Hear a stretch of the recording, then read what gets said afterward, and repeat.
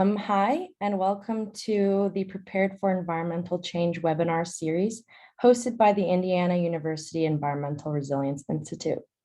We would like to acknowledge and to honor the Miamiaki, Lenape, Boded Wadmig, and Sawanwa people as past, present, and future caretakers of the lands on which Indiana University Bloomington is located.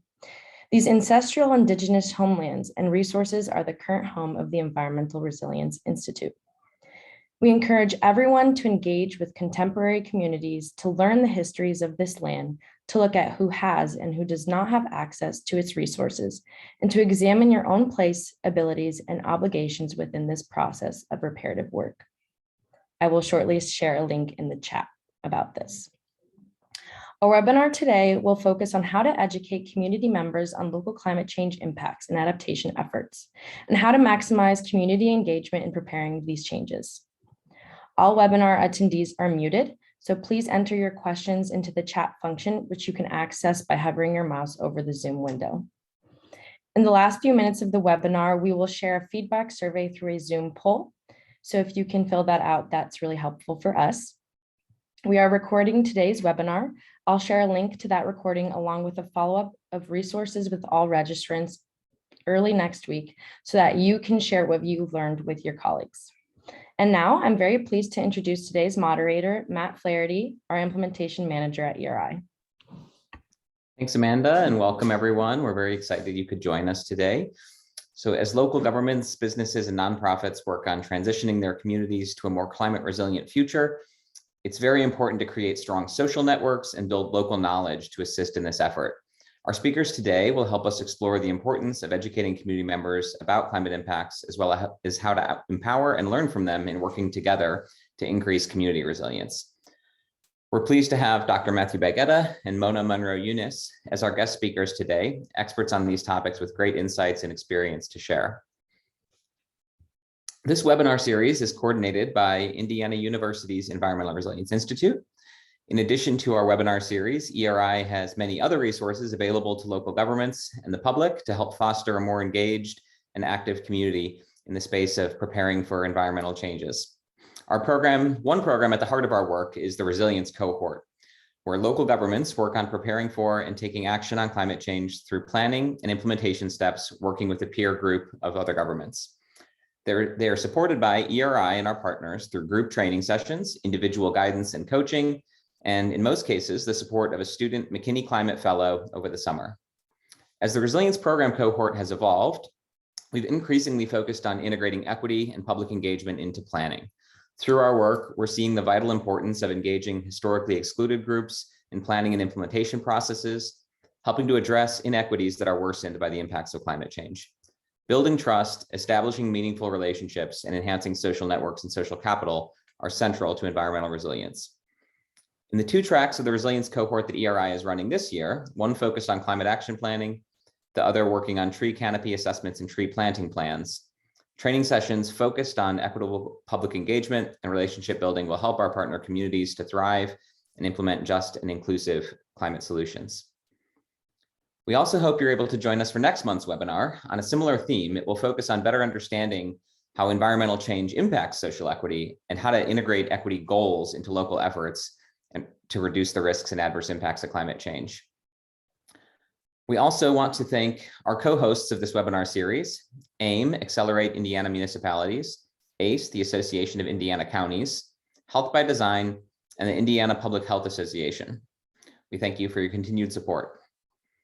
Thanks also to everyone for attending today. As you may know, we record these webinars and share them via email with attendees, as well as on the ERI website and YouTube channel. So please feel free to share the recording with folks in your network who may be interested in these topics.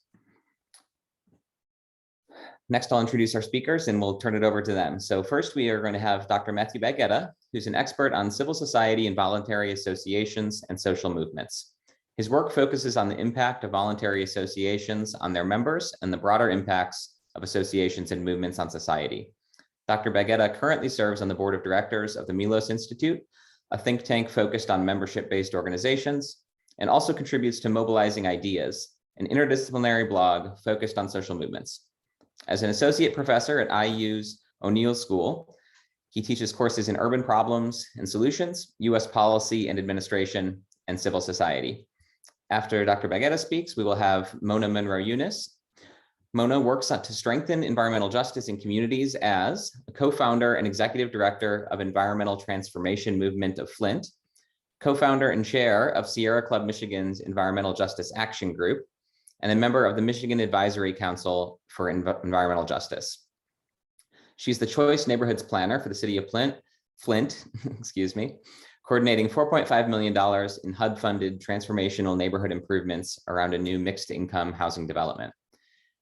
To these roles, she brings 15 years of experience in partnership development and facilitation, community organizing, curriculum and training development, and teaching.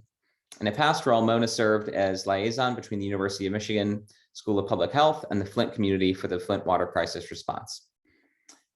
And with that, I will turn it over to our first speaker today, Dr. Matthew Baggetta. Great, thanks so much for having me.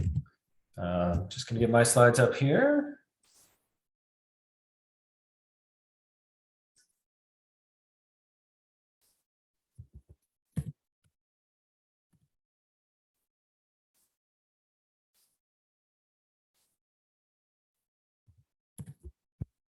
All right.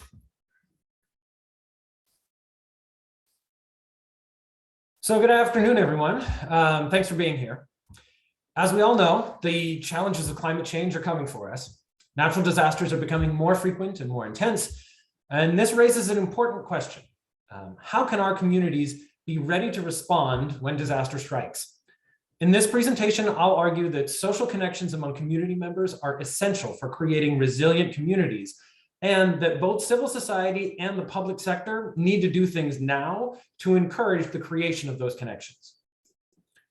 I don't get to talk with you for long, so in this presentation, I'm going to try to do two things at once. I'll give a brief overview of research on what encourages and discourages social resilience in the face of environmental challenges, and I'll simultaneously provide a reading list of what I consider to be excellent books that you can pick up later to delve into these topics in more depth. I'll start out with a book about a natural disaster. In 1995, Chicago experienced a tremendous heat wave, one of the worst in the city's history. Temperatures were well above 100 degrees for days, with heat indexes reaching as high as 126. Thousands of people were hospitalized and more than 500 people died. Sociologist Eric Kleinenberg set out to understand how this happened. Why did 500 people in a rich city, in a rich country, die from heat exposure? The initial explanation seemed straightforward. Age was a factor. The elderly are more sensitive to high heat. Income, wealth, and race all played a role as well. Most of the people who suffered were poor minorities, members of social groups that American society has marginalized and who often bear the brunt of disasters. In this disaster, though, the social location of the people who died was also notable. Most of the people who died alone in their own apartments. They never had a chance for treatment because they died before anyone knew they needed help. As Kleinenberg dug into it further, he found something else, a clustering of those deaths. In some neighborhoods, poorer, older people from minority groups were much more likely to die than similar people in apparently similar neighborhoods nearby. Why was there such a difference? Kleinenberg found that people in socially connected neighborhoods survived. No matter who you were, where you were could protect you if the people and the organizations in the neighborhood around you were more connected to each other.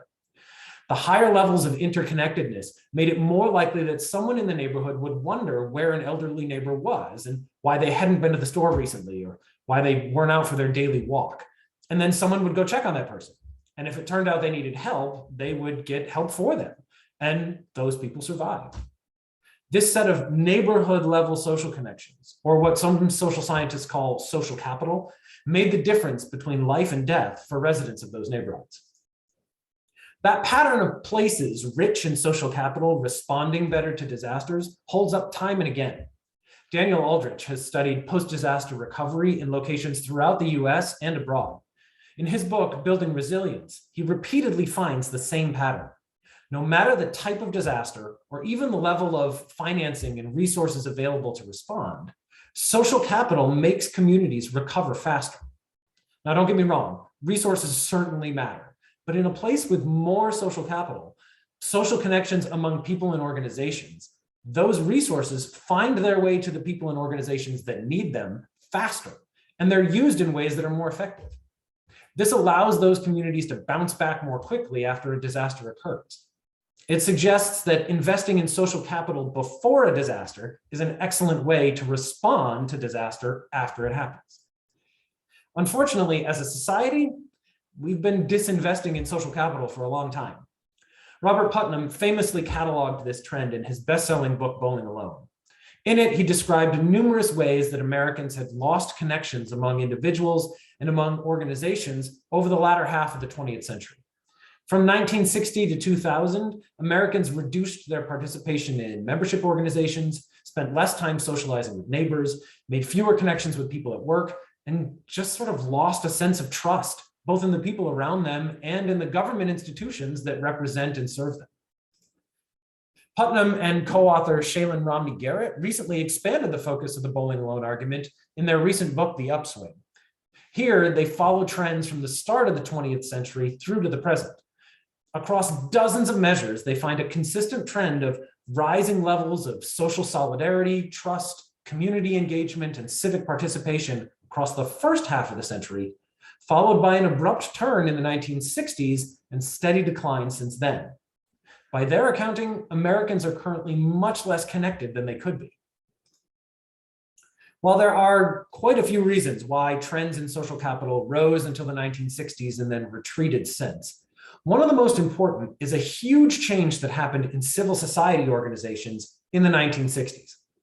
As Theda Skocpol describes in her outstanding book, Diminished Democracy, for most of US history, Americans were joiners.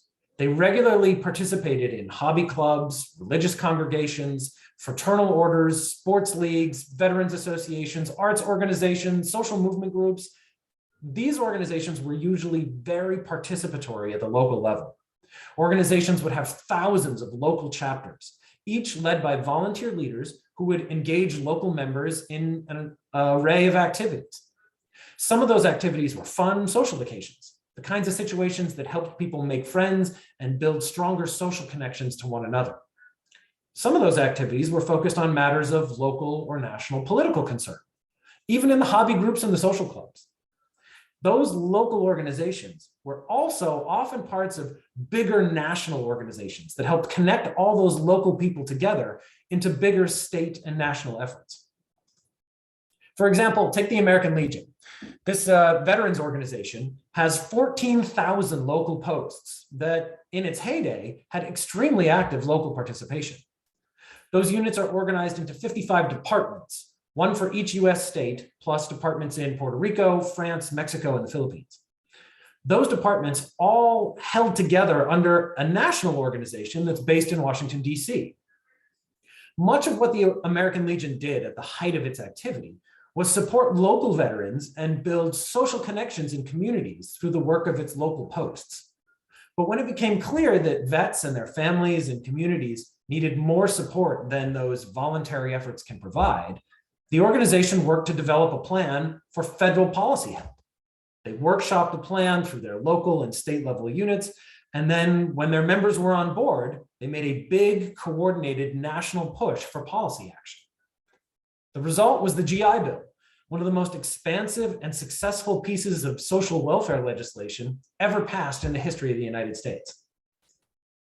Now, Skocpol argues that this organizational form, the highly participatory National Federation, helped knit together individuals in communities and knit communities together into a country with at least some degree of shared purpose and the capacity to act collectively to make the country more resilient through the organization's own efforts and by making government provide more resources for resilience when they were needed.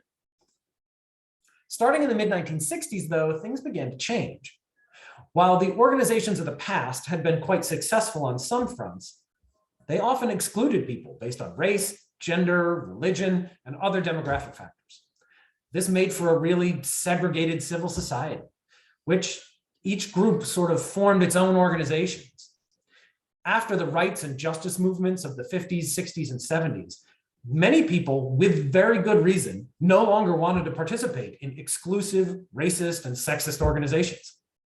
As members left those older organizations, the organizations declined, and new organizations rose up to replace them. But the new organizations were fundamentally different in how they operated. Rather than being these big participatory federations, the new organizations were run like businesses. They had a small staff of experts in a headquarters office in Washington, D.C., or in a state capital. Those experts pursued policy goals through lobbying efforts and marketing campaigns. Many of the organizations had members, but the membership meant something quite different than it had in the past. Members did not attend meetings or become volunteer leaders or help organize local social events or participate in coordinated national campaigns. Members sent in dues and donations and received newsletters, magazines, and branded merchandise. Sometimes these organizations got some policy wins for their members on narrow policy issues, but without all that local engagement, the organizations rarely built the kind of broad-based support needed for major social legislation. And without all that local engagement, local communities started to lose all those social connections and networks of mutual support among members. So both national politics and local community started to feel more distant from individuals because they no longer had organizations that were helping them connect. Another part of the explanation for the decline of social capital following the 1960s is about the effects of public policies. Rates of incarceration, for example, especially of Black Americans, increased dramatically over the second half of the 20th century. While this policy of mass incarceration has had many detrimental impacts on society, Tracy Birch's outstanding book, Trading Democracy for Justice, demonstrates some of the impacts that it has had on social capital. Her data uncovers the highly concentrated nature of mass incarceration. Many of the people who end up in prison come from the same neighborhoods, and those neighborhoods are predominantly populated by Black and brown people. For example, here's a map of Atlanta, Georgia, broken up into neighborhoods. The shading represents the demographic makeup of the neighborhood. The darker the shading, the higher percentage of Black residents of the neighborhood. The dots are the home addresses of people who were imprisoned in just a 6-month period in 2005. The pattern's very clear. Not only was Georgia sending more Black people to prison than others, it was especially sending lots of people to prison from a small set of neighborhoods with predominantly Black populations. This policy essentially forcibly destroyed social capital in those neighborhoods by physically removing people from local social networks. A person cannot connect with people at work, become an active member in a civil society organization, participate in a local political campaign, or build stronger local friendships if they are not physically present. Removing one person from a neighborhood might have little impact on local social capital. But in Georgia in 2008, the neighborhood with the highest rate of imprisonment had more than 14% of all adult residents imprisoned and almost 40% of youth residents. That works out to a rate of 470 imprisoned people per square mile in that neighborhood. Removing that many people from a community decimates local social capital, leaving the community less resilient in the face of environmental, social, and political challenges. So, what should we do? How can we build resilient communities? Clearly, we need to do more to rebuild social capital. And there's a role here both for civil society and for government. First, civil society organizations of all kinds can relearn the lessons of the past, of how to make their organizations truly inviting, engaging, relationship-building places, while avoiding the social exclusions that plagued prior eras. Hari Han's brilliant book, How Organizations Develop Activists, shows how to do it. She carefully identifies the kinds of organizational structures and practices that a few current organizations are using to generate deep connections among their participants, which is translating into more community social capital and more success in connecting ordinary people's needs to the workings of the public policy process. The key here is focusing on building and maintaining relationships at every opportunity, because those relationships are what help organizations accomplish their goals and what allows communities to be resilient in the face of challenges.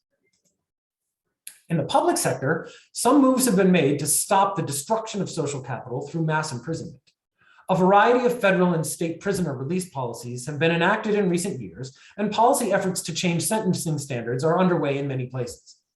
But being less destructive is the least the public sector can do.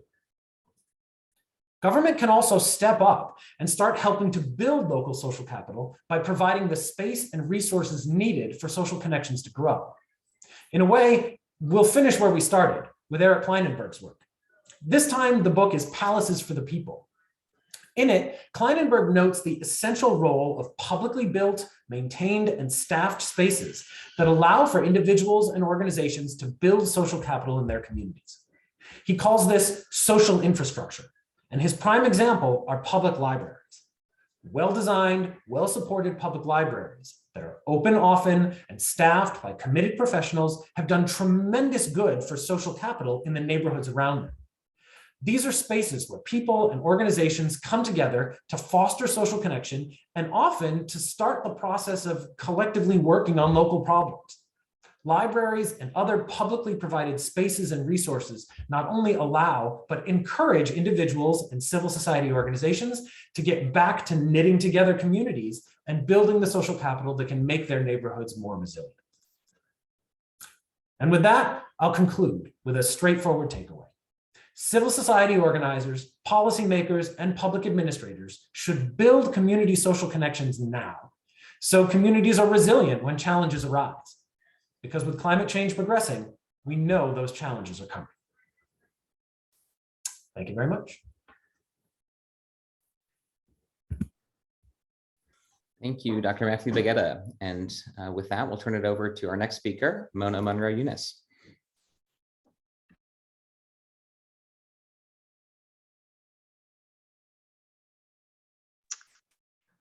Can everyone see my screen? Yes, we can. Okay, great. Thanks so much for having me. I think what Dr. Baggetta said is exactly what we experienced on the ground here in Flint with the Flint water crisis, which really informs what I'm going to be speaking with you about today. So my role is to really talk about the strategies to improve and maximize community engagement. So just a little bit of background. After bringing a child into the world in the middle of the water crisis, I felt that, you know, we really needed to have an on-the-ground environmental justice organization to get out ahead of these environmental issues. Flint has a lot of legacy pollution from General Motors and other industries. We have a plethora of environmental justice issues related to the effects of urban renewal, for example, and the kind of financial spin out that happened in our community as a result of that. And one of the things that we found in the water crisis that was the silver lining is that people that really didn't find a reason to talk before, and organizations that hadn't seen a connection between their missions started talking, because we had a citywide water crisis. Every neighborhood was affected, every building was affected, and we needed to mobilize as quickly as possible. I also felt, kind of going back to what Dr. Baggetta was saying, is if we had done that work of establishing those connections and kind of on the ground leaders ahead of time, we could have been more responsive than reactive in the middle of the water crisis. So that's really what we're here to do. So the Environmental Transformation Movement of Flint is really dedicated to growing environmental justice leaders at the grassroots level, supporting them in understanding science and using it, and also creating spaces and around decision-making tables for residents to participate.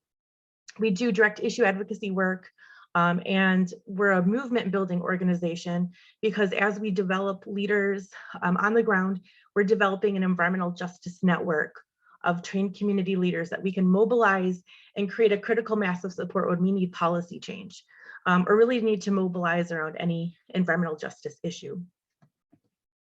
So I just really want to ground what I'm going to share today in the 17 Principles of Environmental Justice. This came out of the 1990 People of Color Conference that really established, helped to establish environmental justice as a movement. Obviously, there were decades of work around environmental justice issues before, but the 17 principles like really lay out the core assumptions of the movement at that time.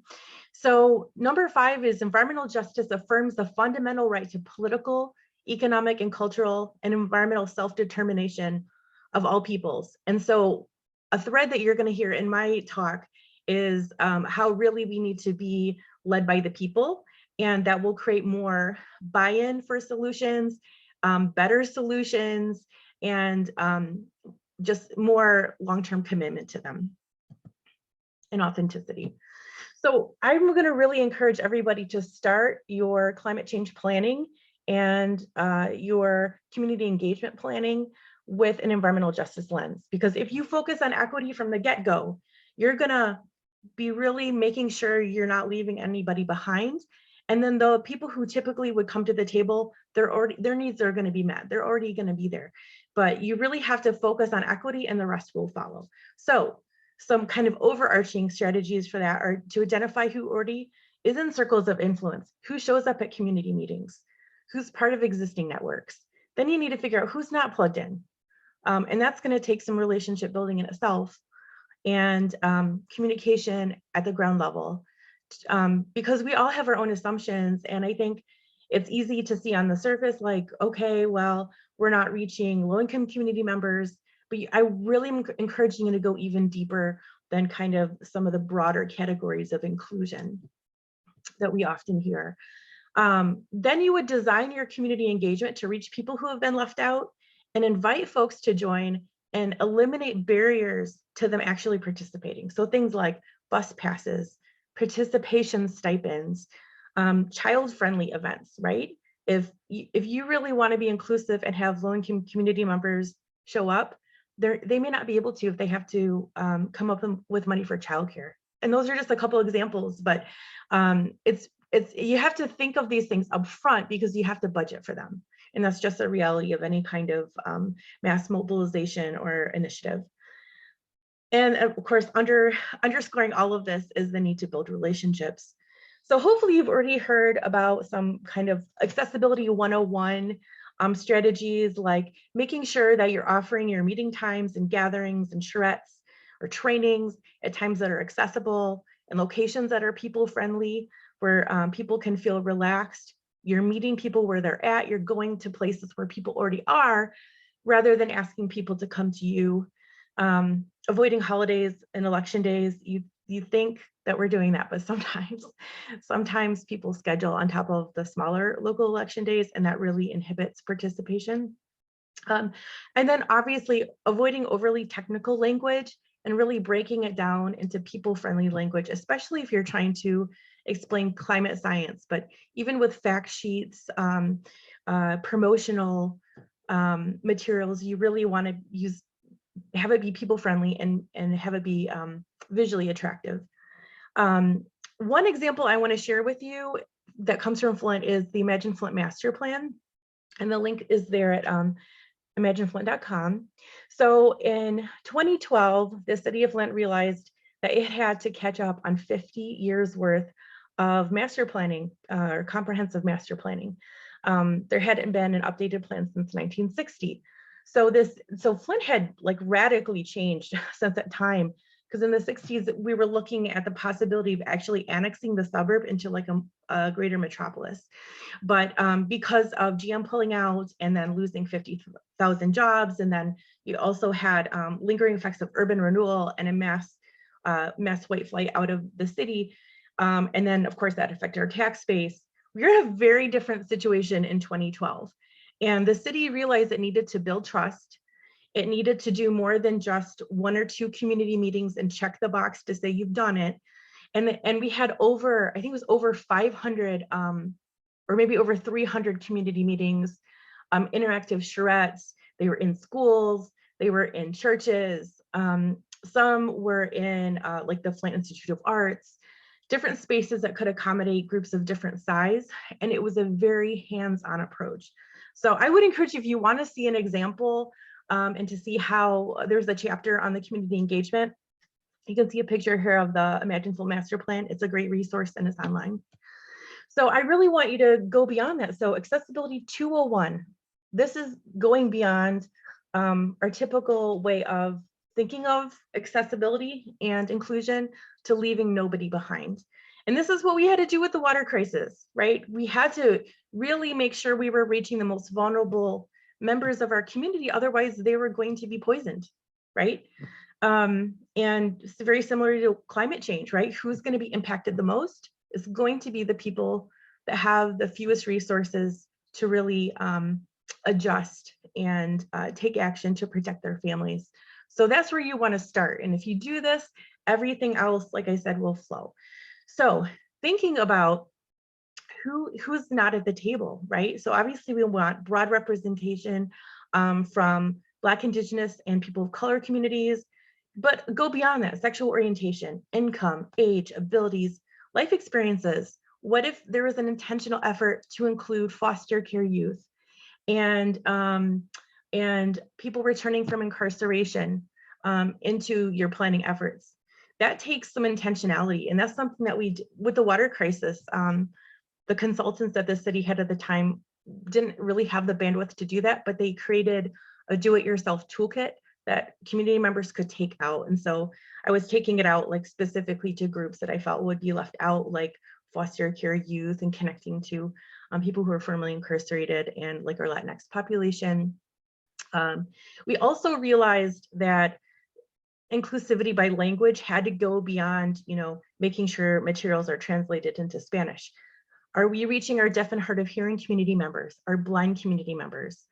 Are we making sure that the language really reflects where, frankly, most of our community is at? We have 40% of our community at the 3rd grade reading level. When you have a massive population that is just struggling educationally because of our tax base and our educational system, it would be an injustice to leave people behind. So we have to make a very intentional effort to make sure that we're using, again, people-friendly language, kind of focusing on the 3rd grade reading level. You want ADA accessibility, and I don't know how many other folks on the line are dealing with this too, but we have lots of neighborhoods in Flint that are heavily depopulated. And what happens in those areas where you have, for example, 80% vacancy, and part of that comes from systemic disinvestment in those neighborhoods over many decades, those social networks are really very thin or non-existent. And so people aren't getting the meeting announcements. And obviously you'd want to tap into your radio and TV to promote events, but you just really need to be thinking of a very layered approach for how to be inclusive. We also really encourage learning by doing strategies in a wraparound approach. And what I mean by that is that it's not enough to just come to a community group or a neighborhood association and say, this is why climate change is important. And these are like a lot of statistics about it, and we just want your support. If you're gonna have a real shift in your community to address climate change in a really deep and meaningful way, you need to help people understand the science.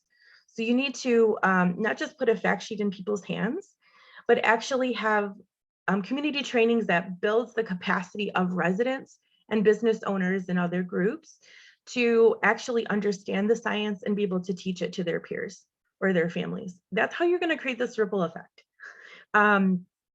You want to have the events be as hands-on as possible. This picture actually comes from last November, where I was working with members of the St. John Street Historical Committee. These are families, over hundreds of families who were displaced due to urban renewal in the 70s. Their homes were demolished to make way for industry. And we're building a memorial to their neighborhood. And we're going to be building it in a park, an existing park from the neighborhood.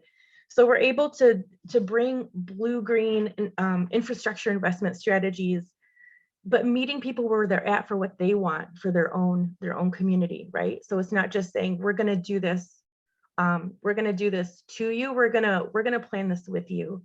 And you can see here we had some maps, and it was really hands-on. And you have to take into account the digital divide, because a lot of people who are already plugged in are going to get your meeting and event and charrette notices, maybe over Facebook, but there's a whole lot of people who are going to be left out. So plan for mailings, plan for flyers, where people are at, and again, really building those relationships and building up community leaders as facilitators of these events. You want to align your investments with your commitment to equity. So, you know, the whole idea behind equity is that there are already disparities. And if you just give everybody the same, there are still going to be disparities. So you need to really be prioritizing your infrastructure investments and your community engagement and so on in areas that have been disenfranchised and under-resourced. It also takes really thinking proactively. If we're going to really combat climate change, we have to address this at the zoning level. It does not work, and you will not build trust if you allow zoning to be concentrated around Black neighborhoods. That's just a reality. You can have all of the community engagement events in the world, but if you don't actually address the deeper systemic issues that came from past planning efforts, it is going to be really an uphill battle to make the kind of change that you want. So I can talk more about that later.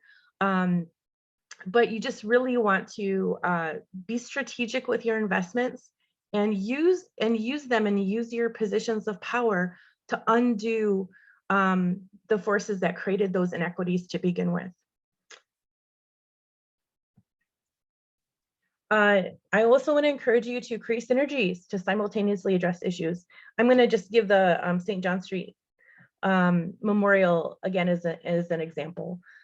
So paired with the work of working alongside the historical committee to develop a vision and a plan for the memorial, we actually did racial healing.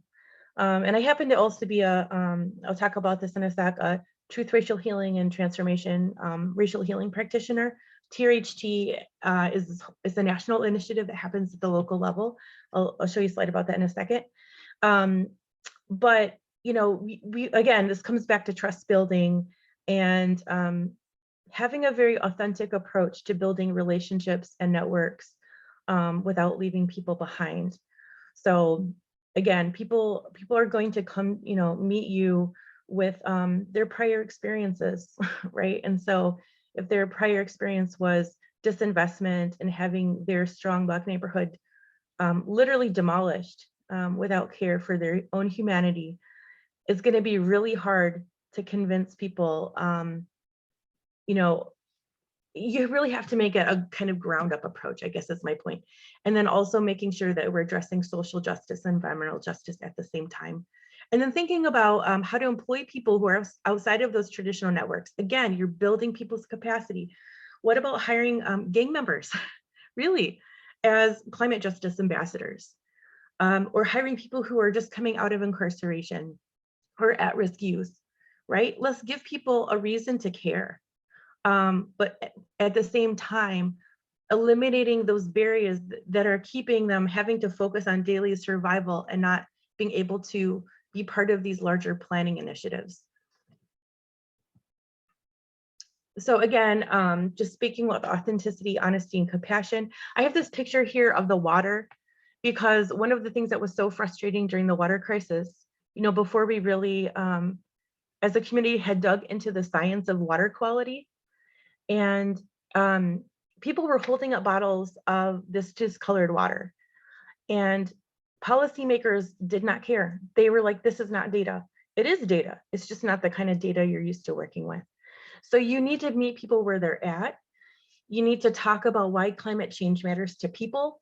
And then we can talk about environmental stewardship. I love the environment. I care about it. But if I'm meeting people where they're at, they need to understand, they need to connect to what does it matter for my home, for my daily life, for my health, and for my family. Again, acknowledging and addressing painful racist histories is key. And then finally, I think it's really important to do some of that inner work to understand social determinants of health, equity, how to achieve equitable outcomes. I recommend Dr. Kamara Jones. She has a lot of great videos out there on YouTube to hear her talk. Like, this is about the cliff of good health is one of her analogies. And then another guide is from the Truth, Racial Healing and Transformation Work to Address Racism and Racial Healing. So that's it for me. I'll stop talking so much, and thank you for listening. Thank you so much, Mona Monroe-Younis and Matthew Baggetta, for your excellent presentations. And I think they overlap and complement each other really well. So as a reminder, you can enter questions in the chat, and anything that comes to mind related to these topics, perhaps related to your efforts in your community, if you're a local government practitioner, if you're a passionate advocate for climate solutions in your community for social and racial equity. Think about how these lessons and what we've discussed today apply to you and your situations, and think how we can benefit from hearing Dr. Baggetta's and Mona's perspectives on those things. I see one question in the chat. I may have actually missed this myself, Mona. If you mentioned public trust or public trust doctrine, I think that slipped right by me. And could you talk about that as a principle or as even a policy or law, and how that applies, or what your reference was there? Sure. Yeah, there was so much I wanted to cover. I didn't go too deep on that.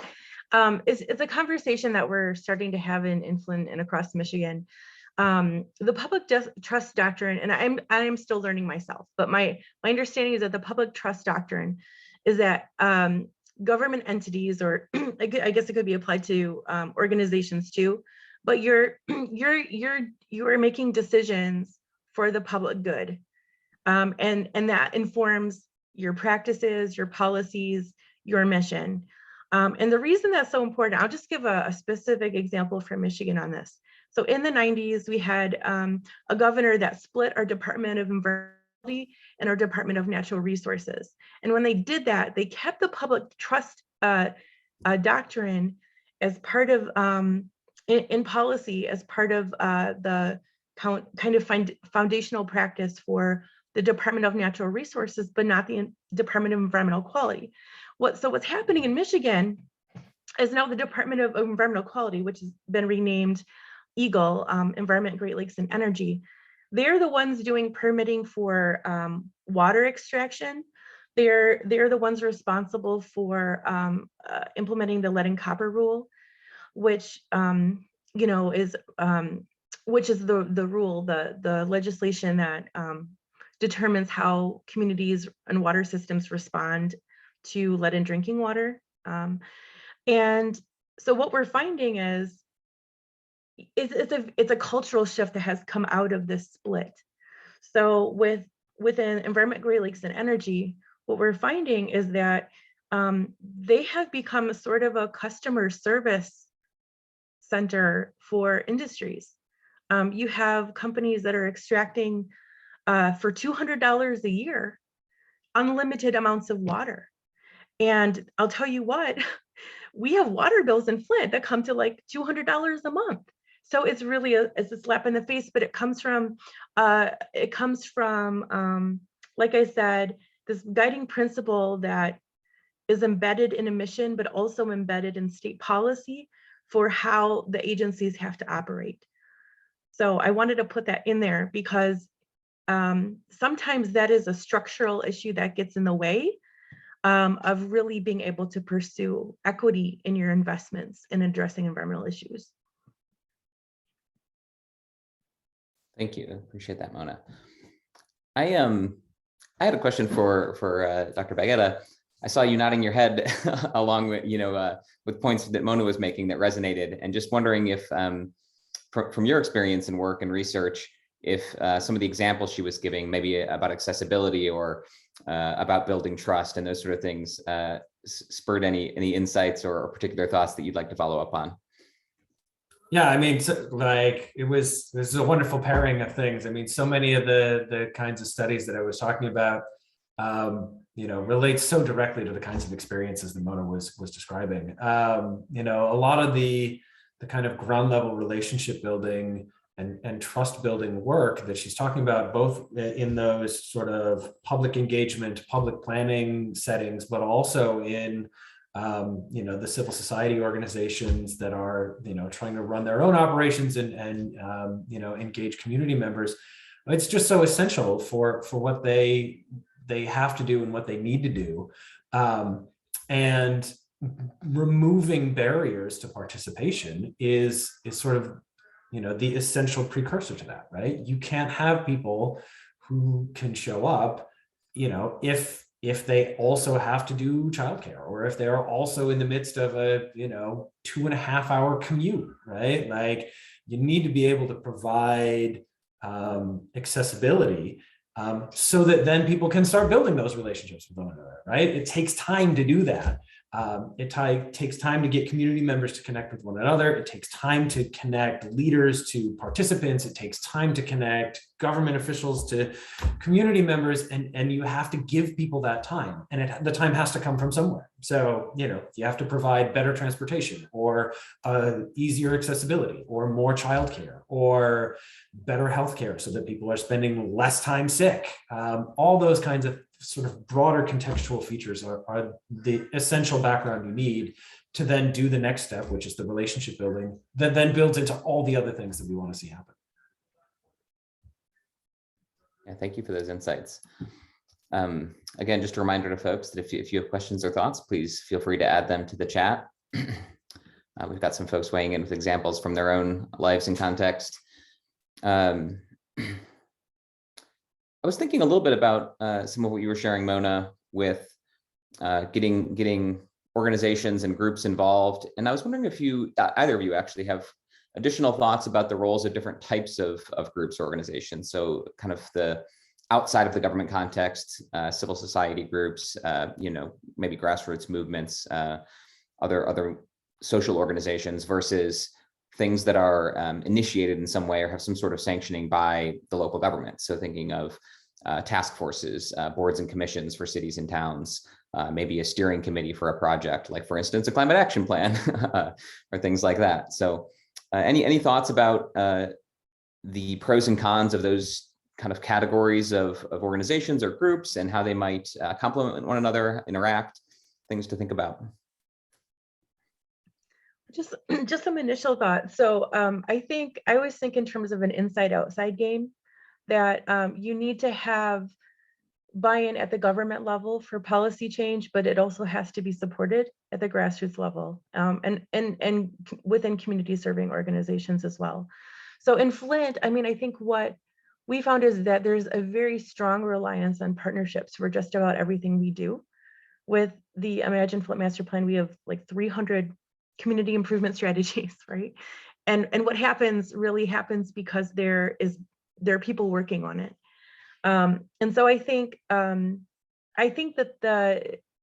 different kinds of organizations complement each other, because community organizations push the city to use these kind of techniques that we're talking about today, and to really be inclusive. The city has worked really hard on this already, but you're constantly growing and changing, and then trying, kind of confronting the history of urban renewal is very painful. And so we've worked, like I said, with a team of truth and racial healing practitioners to do that work. But that was possible because there's this program through the Community Foundation of Greater Flint that provides backbone support for it.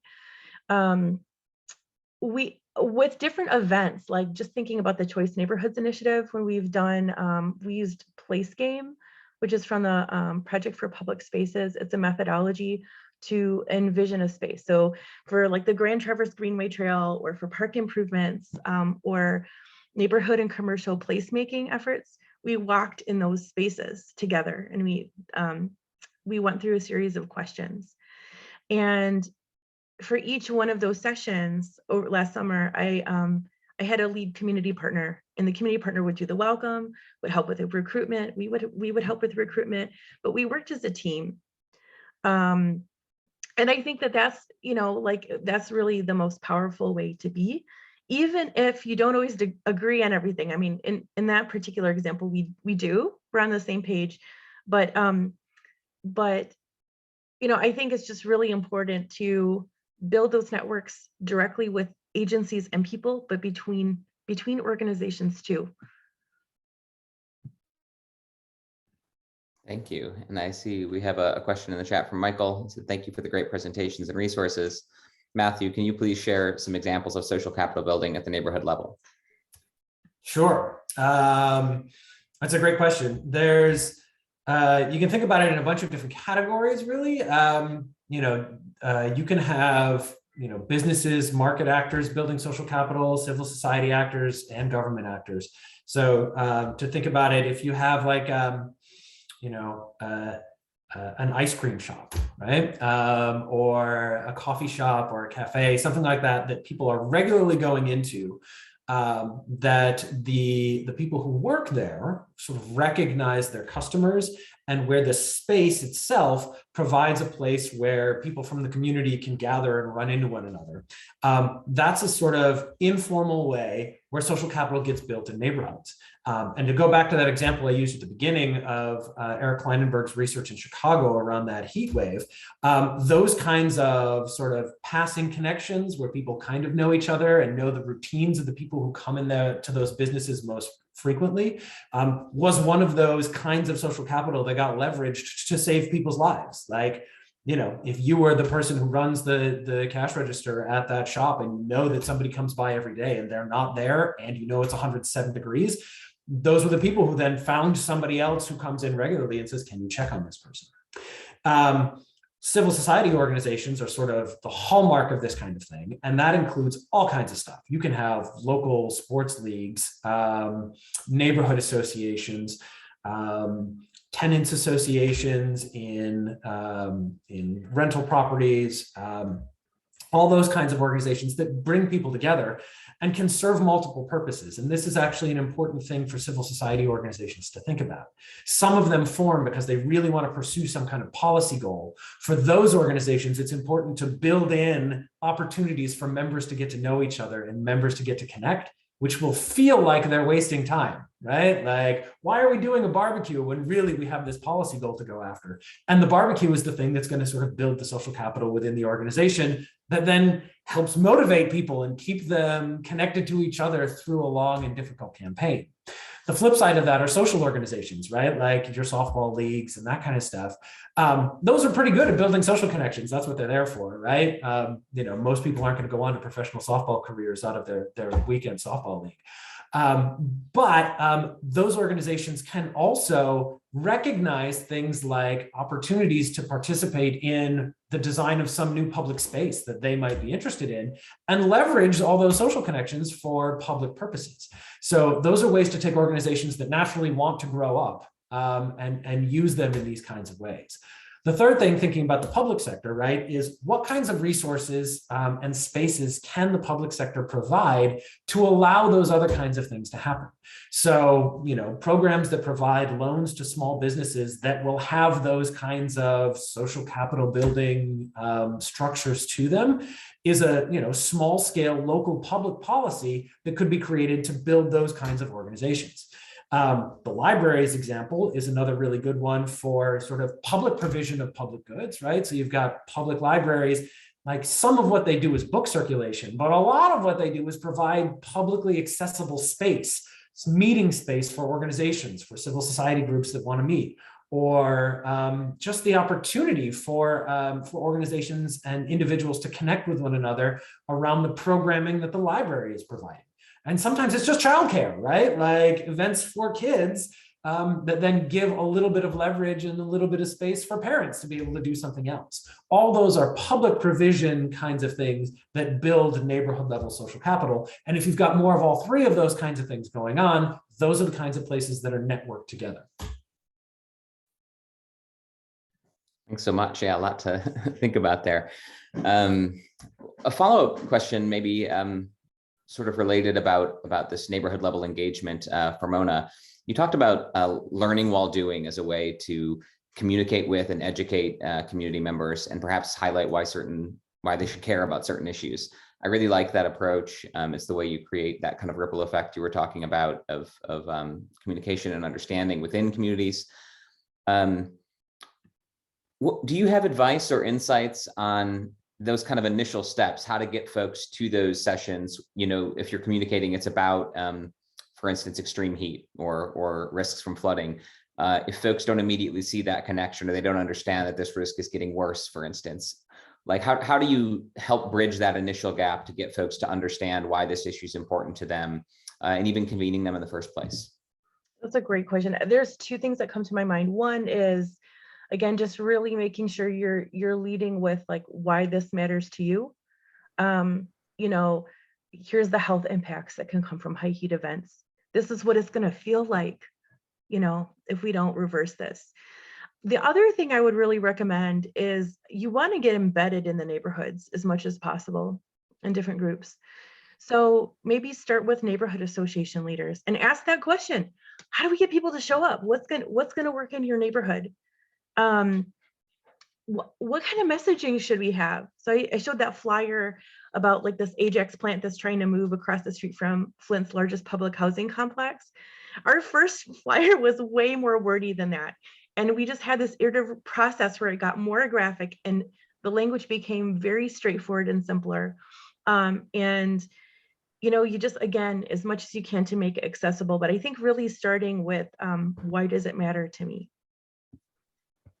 Great. And my quality of life. I appreciate those insights. Yeah. Maybe just, we have time. I think Amanda is sending out a poll to folks. Got a lot of thank you from folks in the chat. I actually see one other question in the chat here, so we'll close with that one.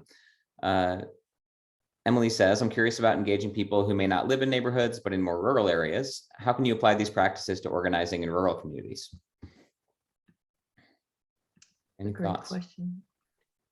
I mean, I would say that the basic logic is the same. You know, even in very rural communities, there are centers, right, where people come together, right? They might be smaller kinds of places, you know, like, you know, one diner, one cafe, one, you know, post office, and the area around a post office, like those can be public spaces that you can still do the kinds of things. Those are places where people are going to run into each other. So leveraging those spaces where people do coalesce, even if they are in their homes more spread out, certainly is one way to think about it. And second is to think about how organizations, you know, are the thing that connect people together, even when they're separated by space. So if you are a member of an organization, even if you're not going to a meeting on a regular basis, having structures within that organization where, you know, some members regularly call other members, right? You know, there used to be these things we did called phone trees once upon a time back in the day, before we could do sort of blast email communications with all of our members. And the idea was really simple. You would have a few people call a few people, call a few people, and that would translate whatever information you needed, but it would do it in a very personalized way. You can use those same kind of strategies when people are spread out over distance, and use that as a way to sort of keep people connected to organizations and connected to one another. That's brilliant. And I would just add two quick things. One would be, there could be farmers associations. I mean, if it's an ag community, there are, you know, different associations like that can bring people together, and that where people have buy-in and trust. And the other thing is, if you find a couple of people who are really passionate, and this doesn't matter if it's urban, suburban, or rural, you know, go with them door to door, even. You know, again, that relationship building, and then your network will grow and the word will spread by word of mouth too. Thanks so much. I think we could probably keep talking for a while, but we've reached the end of the hour. So with that, I just want to ask everybody to join me in thanking Dr. Matthew Baggetta and Mona Monroe-Younis. It was a really great session. We appreciate you joining us and sharing your expertise. So thank you. All right, and have a great day, everyone. Thanks. Have a great day, everybody.